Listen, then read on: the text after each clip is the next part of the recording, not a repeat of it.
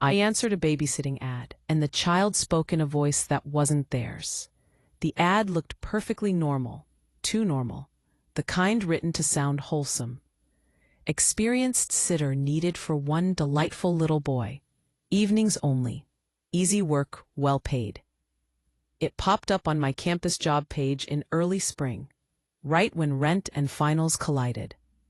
I was 20, new to the city, desperate for cash, and the phrase, "one delightful little boy," made me imagine Legos and bedtime stories, not what actually waited in that house.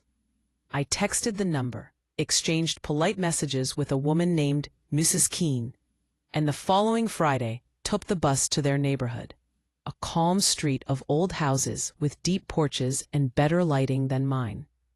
The Keene's place stood third from the corner, lights warm behind lace curtains. And Mrs. Keene was middle-aged, smiling, the sort who called everyone dear. She introduced her son Oliver, 7 years old, pale, steady-eyed, and handed me a list of routines. Dinner done, homework checked, bed by 8:30. She and her husband were attending a charity gala and would be back before midnight. Easy. For the first hour, everything was textbook.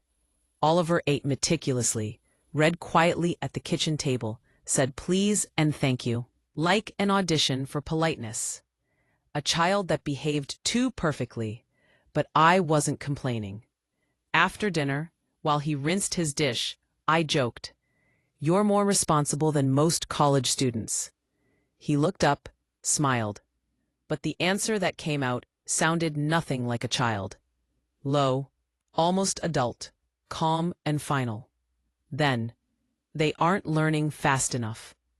I laughed automatically, waiting for the punchline. His mouth hadn't moved again.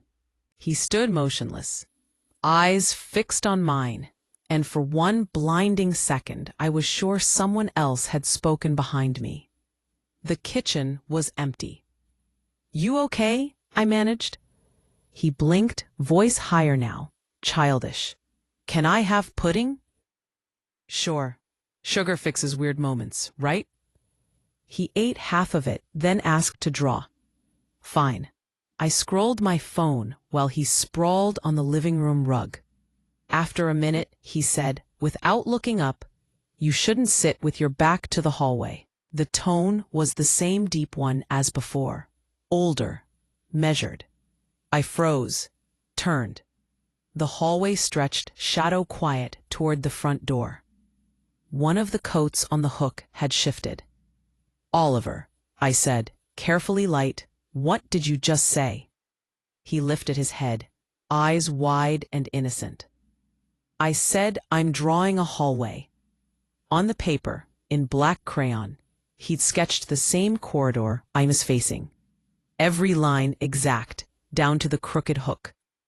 At the far end, he'd drawn a tall, dark figure with no face. "Mrs. Keene said your bedtime's 8:30. "It's 8:30, that lower voice answered from somewhere near his small mouth.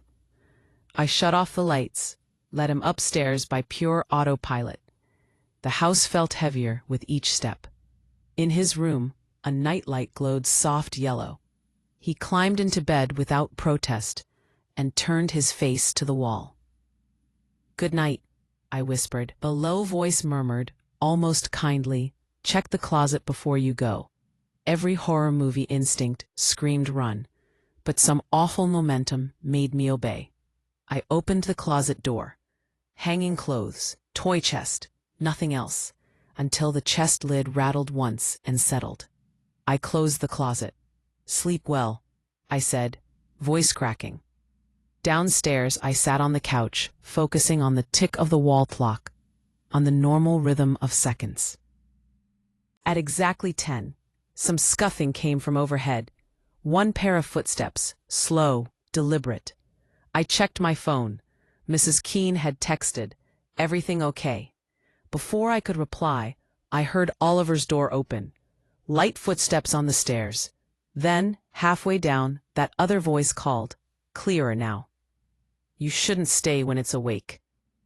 And that's where the next part of this story begins. I was halfway to the front door, before I realized leaving him alone would be the one thing a sane adult couldn't justify. The sound on the stairs stopped. The house held its breath. Every part of me screamed go, but the rational fragment that still remembered the job description whispered, "You're responsible for a child right now." I turned back toward the staircase. "Oliver?" The air had that thick electrical weight I remembered from storms. When I stepped onto the bottom stair, the lights flickered once, subtle enough that I could have blamed old wiring, except a single bulb above me stayed on while the rest dimmed. The shadows looked wrong, too long, pooling at places the bulbs didn't reach. I climbed slowly. "Oliver, it's okay. I just need you to go back to bed." A small voice, genuinely 7 now, answered from the landing.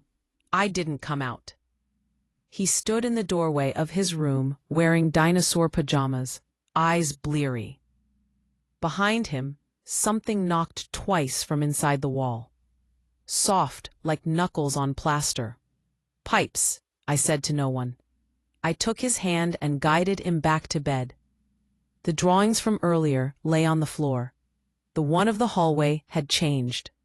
The dark figure was closer to where he'd drawn the babysitter, me. I set the paper face down, pulled his blanket up. "Go to sleep, okay?" He nodded but whispered, "It doesn't like noise." "What doesn't?" Before he could answer, the lower voice spoke through him again, quiet and steady. "Don't ask it questions." Gooseflesh rippled all the way up my arms. I wanted to back out of the room, close the door, call 911 and tell them anything. Smell of gas, possible intruder, anything to get help. Yet I heard myself say, "Can you tell me who you are?" No answer, just the hum of the baby monitor on the nightstand. I hadn't noticed one before. Its small green light blinked in rhythm with Oliver's breathing. I stepped toward it, meaning to switch it off, and the speaker hissed. First static, then a fragmented whisper. "Please turn the light back on." The lamp beside the bed flared without me touching it, and then went out completely. In that flash, I saw Oliver's face, not terrified, but strangely calm, and a silhouette behind him, tall enough to brush the ceiling. Something moved in the closet, the faint scrape of wood, the hinge settling. I grabbed his wrist, ran, downstairs. I slammed the old brass deadbolt while fumbling for my phone. No signal. The clock on the wall read 10:07 p.m. When I blinked, it said 9:59. Time looping in quiet defiance of reason. I yanked open the front door, ready to drag Oliver outside. Mrs. Keene stood on the porch, hand already raised to knock, glittering gown from the charity gala catching the porch light. And now her smile faltered when she saw us. "You went upstairs. Something's wrong with your son." She shook her head. "Not wrong. Different. He hears whoever stayed before." "Stayed before?" "That's why we keep the ads short term," she said softly. "When the house gets too quiet, it uses a voice you'll listen to." She knelt, touched Oliver's hair once with a tenderness that hurt to watch, and whispered, "Go back to bed, sweetheart." He blinked, yawned, turned from us, climbing the stairs as if nothing had happened. The air shifted, lighter, ordinary. Mrs. Keene looked 10 years older. "I shouldn't have gone out," she confessed. "It gets stronger without company." I didn't ask another question.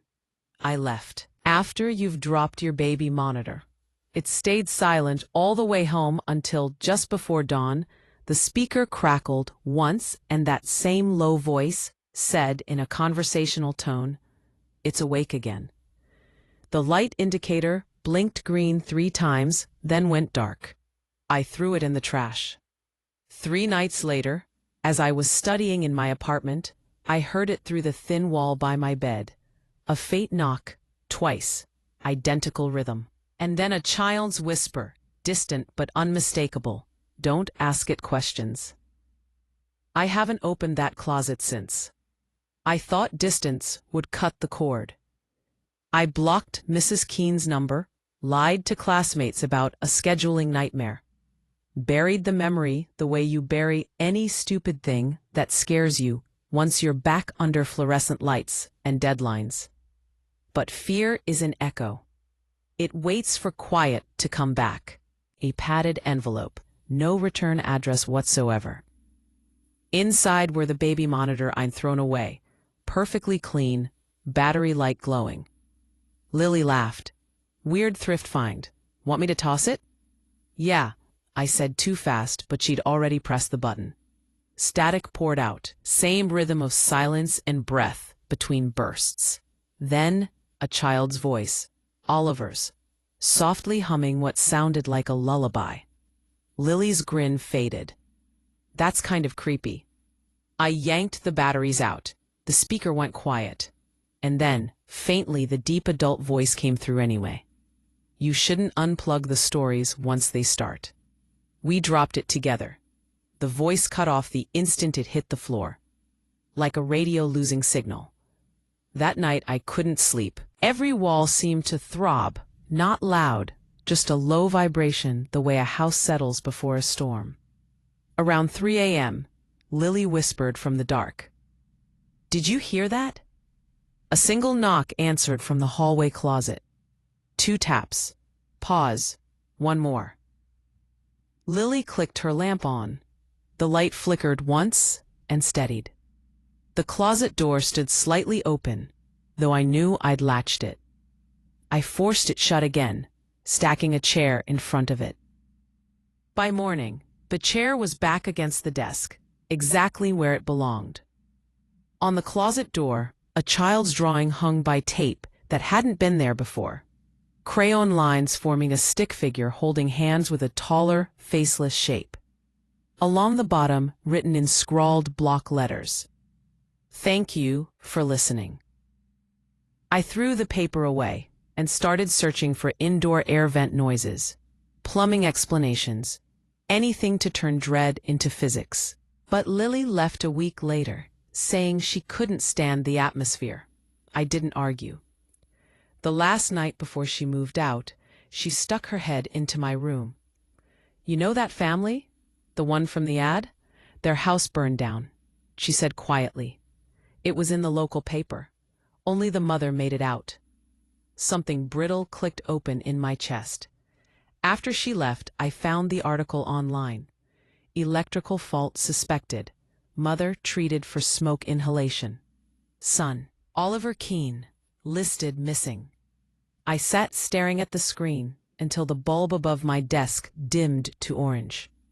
Then, from the far wall, the baby monitor's speaker rasped back to life on its own. A small voice breathed out of the static. She left the door open. Then the lower one added, patient and near. It's your turn to watch. I pulled the plug, and the light went out completely, leaving only their breathing in the dark. When power finally returned with morning, everything looked normal again, except for a new drawing, pinned to the window from the outside. In it, 2 stick figures stood in front of a house on fire. The smaller one held a monitor. The taller one held out a hand. Both were smiling. I moved the next day. But sometimes, late at night, through the thin wall of whatever new apartment I call home, I still hear a soft knock. 2 taps. Pause. 1 more, and a polite child's voice asking if they need to be tucked in. In parentheses, Aqua.